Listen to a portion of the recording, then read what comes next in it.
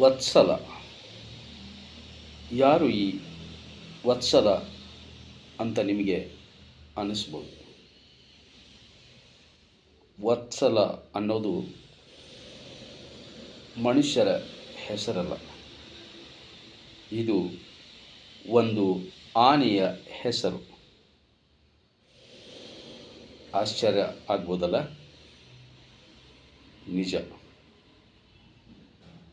ನಮ್ಮ ಏಷ್ಯಾ ಖಂಡದ ಅತ್ಯಂತ ಹಿರಿಯ ಆನೆಯ ಹೆಸರು ವತ್ಸಲ. ಈ ವತ್ಸಲ ಆನೆ ಮಧ್ಯಪ್ರದೇಶದ ಪನ್ನಾ ಹುಲಿ ಅಭಯಾರಣ್ಯದ ಆನೆ ಶಿಬಿರದಲ್ಲಿ ಮೃತಪಟ್ಟಿದೆ.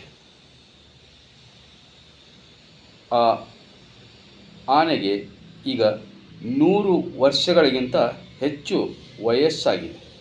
ದೀರ್ಘಕಾಲದವರೆಗೆ ಪನ್ನಾ ಕಾಡಿನಲ್ಲೇ ವಾಸವಿತ್ತು. ವತ್ಸಲ ಏಷ್ಯಾದ ಅತ್ಯಂತ ಹಿರಿಯ ಆನೆ ಎಂದು ಪರಿಗಣಿಸಲಾಗಿತ್ತು.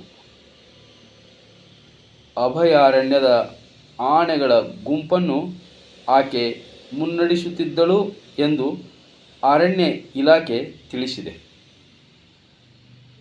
ಅರಣ್ಯ ಸಿಬ್ಬಂದಿ ಮತ್ತು ವನ್ಯಜೀವಿ ಪ್ರಿಯರು ಪ್ರೀತಿಯಿಂದ ದಾದಿ ಮತ್ತು ದಾಯಿಮಾ ಎನ್ನುತ್ತಿದ್ದರು. ಬಹು ಅಂಗಾಂಗ ವೈಫಲ್ಯದಿಂದ ಬಳಲುತ್ತಿದ್ದ ವತ್ಸಲ ಆನೆಯ ಮುಂದಿನ ಕಾಲು ಬೆರಳಿನ ಉಗುರುಗಳಿಗೆ ಗಾಯವಾಗಿತ್ತು. ಹೀಗಾಗಿ ಕೆಲವು ದಿನಗಳಿಂದ ಹಿನೌಟಾ ಪ್ರದೇಶದ ಖೈರಯಾನ್ ನಾಲಾ ಬಳಿ ಮಲಗಿತ್ತು. ಎಷ್ಟೇ ಪ್ರಯತ್ನ ಮಾಡಿದರೂ ಎದ್ದೇಳಲು ಸಾಧ್ಯವಾಗಿರಲಿಲ್ಲ.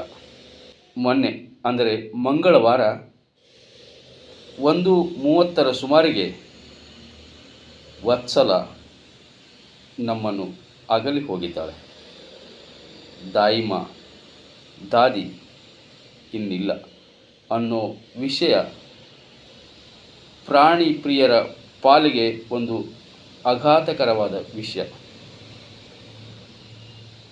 ಆದರೆ ಸಮಯ ಸರಿತಾ ಇರುತ್ತೆ, ಎಲ್ಲರೂ ಹೋಗಲೇಬೇಕು. ಹಾಗೆ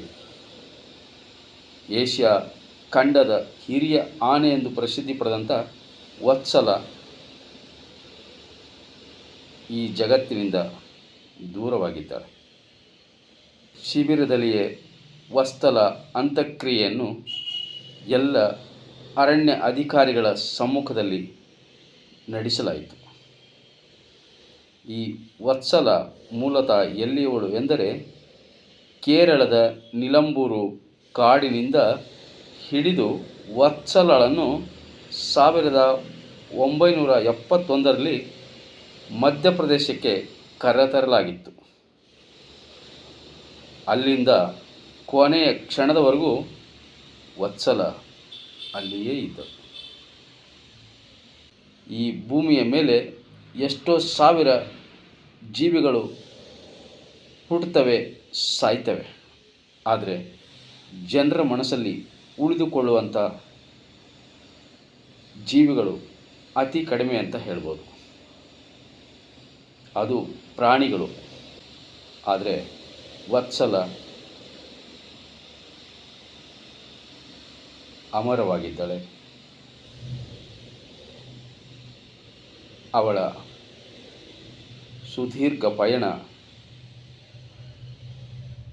ಬಹು ಮುಖ್ಯವಾದದ್ದು. ನಮ್ಮನ್ನು ಅಗಲಿ ಹೋಗಿರುವ ವತ್ಸಲ, ನಿನ್ನ ಆತ್ಮಕ್ಕೆ ಶಾಂತಿ ದೊರಕಲಿ.